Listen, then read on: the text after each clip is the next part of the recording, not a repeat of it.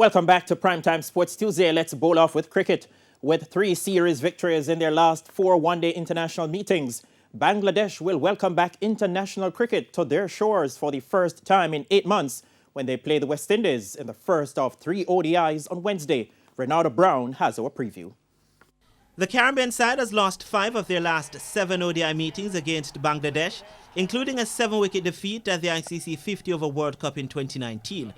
The visitors are already at a disadvantage, with a 14-man squad combining for just 94 ODIs. In fact, the 14-member squad is made up of 10 players who are yet to make their ODI debuts. And stand-in captain Jason Mohammed is urging the squad to lean on their first-class experience. I mean, everyone has played a lot of first-class cricket who's within the team. Obviously, it's a big jump. I think the much as we can do is try and encourage the guys as much as possible.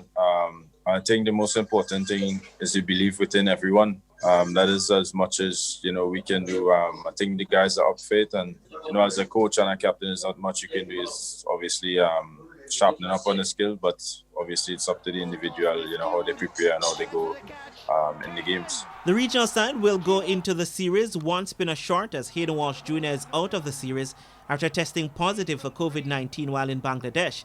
With that, Mohammed says players such as himself will have to step up and fill the void. Obviously, it's a big loss for us. Obviously, he would have been the most senior spinner within the team.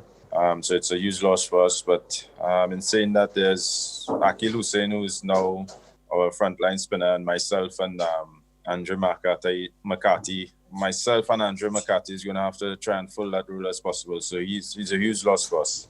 And Mohammed adds that the experience of Jamaican all-rounder Rovman Powell, who led the regional team in their 3-match series the last time the Windies toured Bangladesh, will be critical. Yes, he's an experienced guy now within the team.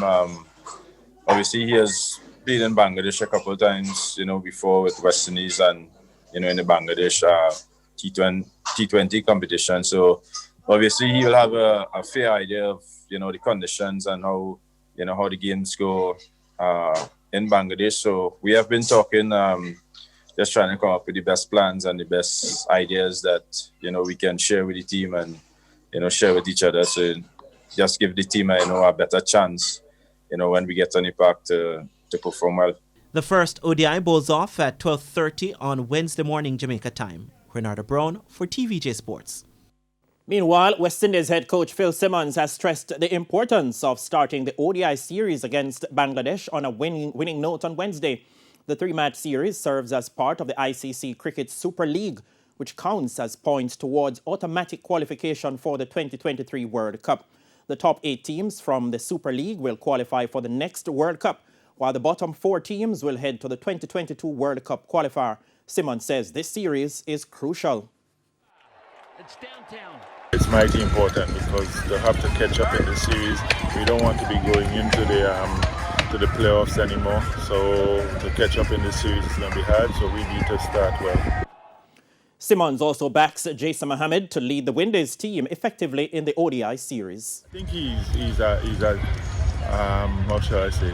He has a good cricket brain. He's been captain of quite a few West Indies underage teams.